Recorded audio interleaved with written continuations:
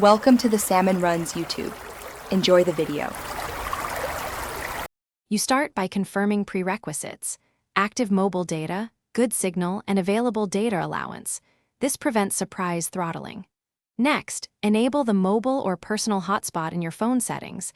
This creates the Wi-Fi network your laptop will use. While enabling, set a clear SSID and a WPA2 or WPA3 password so connections stay secure. Once done, reduce battery drain by toggling power, saving, or setting the hotspot timeout.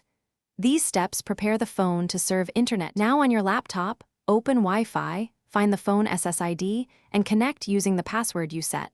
This is the core handoff between devices. Once connected, choose a private profile if you trust the network, because it enables local resources and smoother file sharing. Choose public when unsure. Make sure your laptop receives an IP via DHCP. Check the adapter status or ipconfig/ifconfig, so routing works. If you see no internet, toggle Wi-Fi off and on, or reconnect to force a fresh DHCP lease. Finish by optimizing. Watch transfer speeds and pause big updates on the laptop to save mobile data. If you need more stable throughput, switch to USB tethering.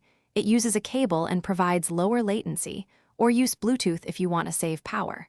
If something goes wrong, restart both devices first, then confirm phone APN settings, and that carrier allows tethering.